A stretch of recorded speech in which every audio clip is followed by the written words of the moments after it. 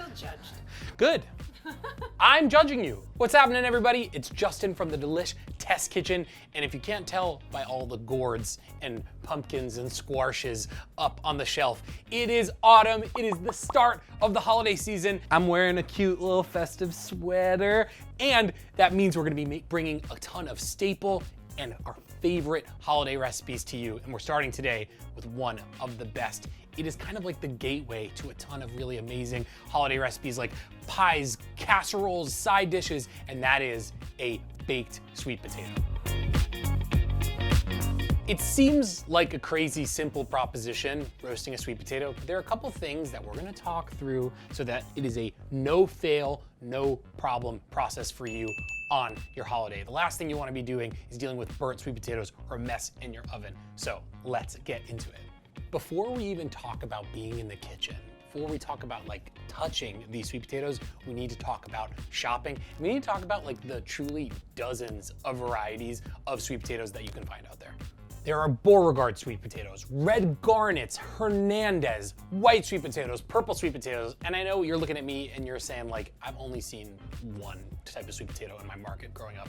It's probably because you've only seen like either the Jewels, the red garnets, or the Beauregards. Those are like the classic kind of like this looking and this looking sweet potato that you're used to seeing in the market. But I wanted to introduce you to some really amazing other ones that I also like to use. We have the Japanese sweet potato that has a gorgeous purple skin on the outside, but is nice and tan on the inside. These white sweet potatoes will be a little less sweet, kind of give a different color. It can be a surprise when like if you make a sweet potato casserole with this and then people are like, why isn't it orange? It's because you're using a white sweet potato. But we're going to be focusing on the classics today. Are sweet potatoes yams? Okay, guys, listen for once and for all. Sweet potatoes and yams are very, very different vegetables. They're like technically both tubers, which is one of my favorite food words, but they're like very different. They taste different, they look different. Yams are usually bigger, they're grown in totally different conditions. They're not as sweet, but colloquially, in a lot of kitchens, we have grown to consider sweet potatoes yams. So I'm not gonna judge you if you call it like a roasted or baked yam, but I'm gonna tell you that you're lying to yourself. I feel judged. Good. I'm judging you. Typically, a sweet potato is gonna look like this and a yam is gonna look like this. And I didn't find a yam at the grocery store, so I'm hoping one of our very nice editors will do it. If not, I'm just doing one of these. Regardless of which sweet potato that you pick here, you're gonna roast them the same way. When we're shopping, we wanna be considering a couple things. We want uniform size, that way we're not just like pulling different potatoes out of the oven at different times when they're done at the correct doneness. And we wanna be looking for firm, like there should be no give to a sweet potato. They should be a consistent color. There should be like no major nicks, cuts, cracks. They should just look like a normal, beautiful sweet potato that you're used to seeing. Here's the thing you might not have known. Sweet potatoes are grown in the dirt. And when they take them from the dirt to the farm to the grocery store, they don't wash them, which is silly when you consider like so much of the other produce that we get is pre-washed, but I digress. We gotta wash our sweet potatoes.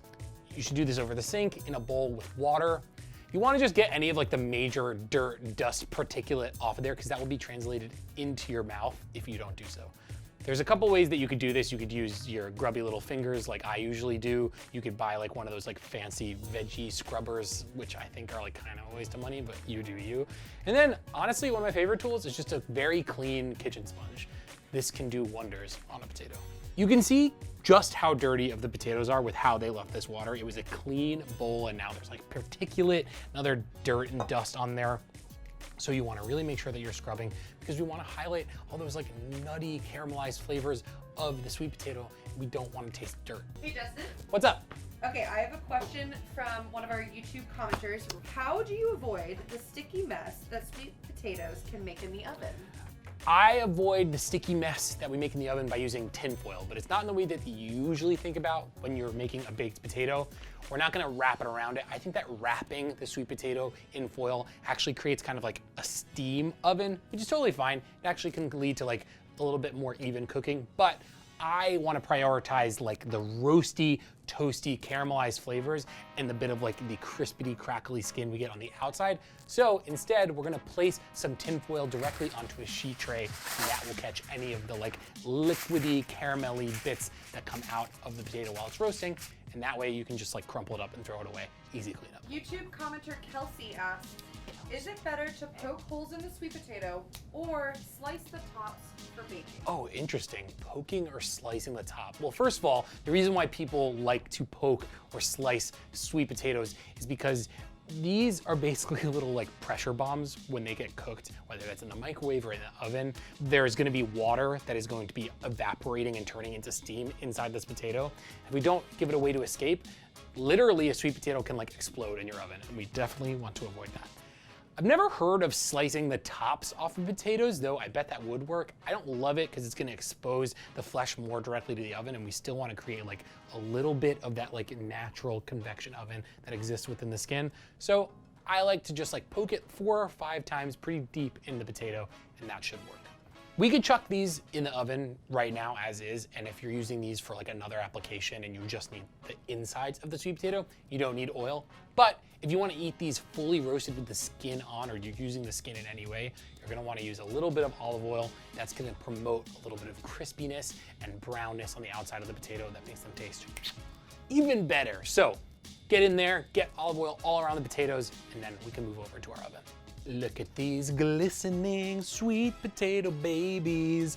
My oven's been preheating to 425. I'm gonna get these into the middle rack, and then we're just gonna shut it and let them go for about 45 to 50 minutes. Don't even need to touch them. They're gonna be totally fine on their own. They're gonna get crispy, golden, delicious, caramelly, amazing, nutty, fluffy, perfect. Don't touch them. 45, 50 minutes. Bye. The potatoes have been going for about 50 minutes.